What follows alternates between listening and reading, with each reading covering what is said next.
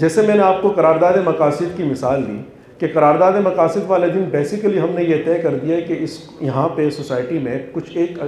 طبقہ ہے، اس طبقے کی حکومت اور اختیار ہوگا، چاہے وہ پارلیمنٹ کے باہر بیٹھا ہوا ہو،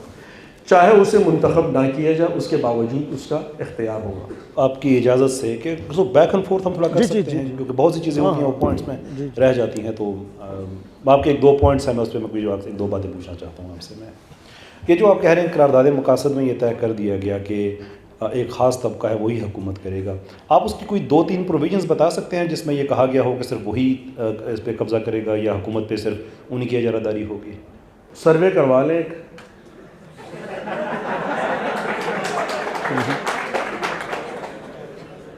یہ اتفاق نہیں ہے کہ جو طبقہ قرارداد مقاصد کے حق میں ہوگا وہی طبقہ انشاءاللہ 18ویں ترمیم کے خلاف نکلے گا۔ سر میں نے ایک دو بتا سکے تو جی دو پروویژنز کا میں نے پوچھا تھا قرارداد نہیں دو، میں تو آپ کو بتا رہا ہوں نا کہ میں اپنا تجزیہ آپ کے سامنے رکھا۔ مثال کے طور پہ یہ پہلے دن قرارداد مقاصد میں ہی یہ بات طے کی گئی ہے،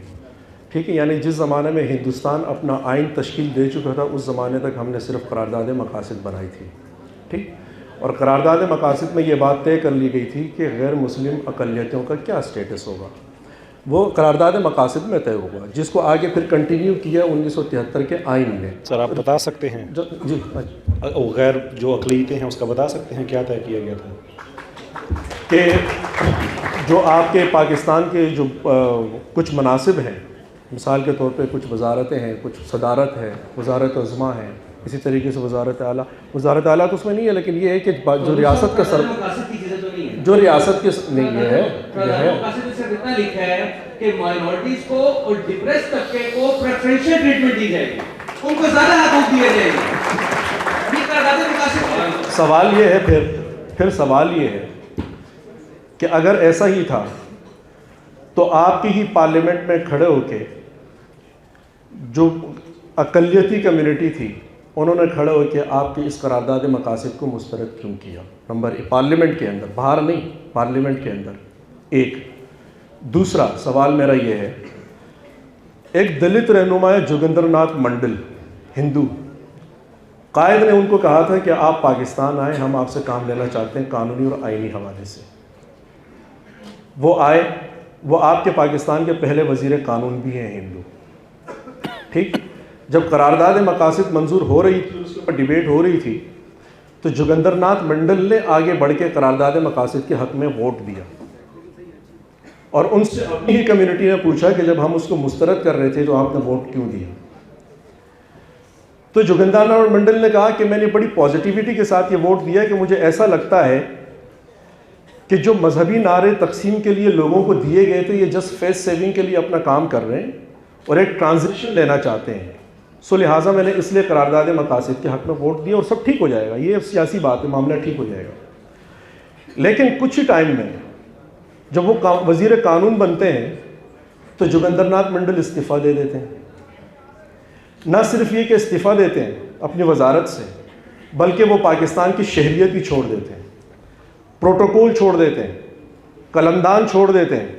اور واپس جاتے ہیں بنگال، جہاں سے وہ آئے تھے، کلکتہ،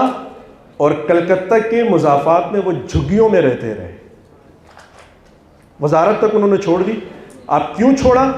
اس کے اوپر مقالہ جات موجود ہیں، لیکن مقالہ جات اگر نہیں بھی پڑھ لیں تو کم از کم جوگندر ناتھ منڈل کا استعفیٰ ہی پڑھ لینا چاہیے، جو کہ چارج شیٹ ہے اس پورے قرارداد مقاصد کے اوپر۔ یہ تو ہم یہ سمجھتے ہیں نا آج کل جو فیشن بنا ہوا ہے کہ جنرل ضیاء نے شروع کیا، جنرل ضیاء نے شروع کیا۔ جنرل ضیاء نے کچھ بھی نہیں شروع کیا، اس کی بنیاد میں سمجھتا ہوں کہ تب رکھ دی گئی تھی، اور اس کی ایکسٹینشن یا ایکسپینشن پھر ہمیں 73 کے قانون میں نظر آتی ہے، اور اس کا آگے اضافہ پھر ہمیں جنرل ضیاء کے دور میں نظر آتا ہے، اس کا اگلا اضافہ پھر ابھی پچھلے عرصے میں آپ نے دیکھ لیا۔ مطلب جیسے قیصر صاحب کہہ رہے تھے کہ جب ایک ہی شریعت کے لوگ ہیں تو ایک ہی جج کو اسی شریعت کا ماننے والا کیوں قتل کرے گا؟ بھائی اسی شریعت کے ماننے والے تھے،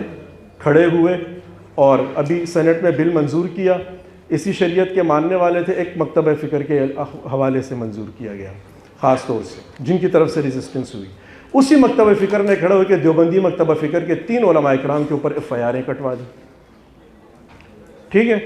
تو یہ FIR ایک دوسرے کے خلاف پچھلے جو صرف 2 مہینوں کے اندر کٹی ہے، کیوں کٹی ہے؟ میں کہنے کا مقصد یہ ہے کہ ایک چیز کی آپ بنیاد جی سر بہت معذرت کے ساتھ منڈل صاحب کا کیس بھی اس میں بہت بات کی جا سکتی ہے، بٹ وہ ہمارے ٹاپک کا حصہ نہیں ہے، اس لیے میں اس چیز کو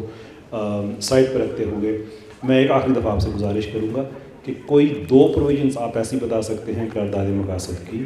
کہ جس میں یہ ہو کہ ایک طبقے کے پاس حکومت رہے گی اور پھر ایک ایسی پروویژن کے اقلیتوں کو ان کے اقلیتوں کے حقوق جو ہیں وہ طلب ہوں گے، یا جو بھی آپ کیس پریزنٹ کر رہے ہیں to that effect if you can give 3 that's fine. آپ نہیں کرنا چاہتے اپنا پوائنٹ آپ وڈرا کریں، ہم آگے بڑھ جائیں گے. وہ بھی ایک اچھی اکیڈمک روایت ہوگی، بچے بیٹھے ہیں ان کے بھی سیکھنے کی ہوگی کہ ڈبیٹس میں it's okay to withdraw your point and move on. میں آپ سے یہی عرض کرنا چاہ رہا ہوں، جب میں اتھارٹیرینزم کی بات کروں گا، میجورٹیرینزم کی بات کروں گا، تو وہ اس کانٹیکس میں کروں گا کہ جب قرارداد مقاصد کی بات جو کانسٹیٹیوشن میں شروع ہوتی ہے کہ حاکمیت اعلیٰ کس کی ہوگی؟ اللہ تعالیٰ کی ہوگی. ٹھیک ہے، اب یہ آپ کو لگتا ہے کہ بڑی سمپل سی بات ہے، اور میں یہ سمجھ رہا ہوں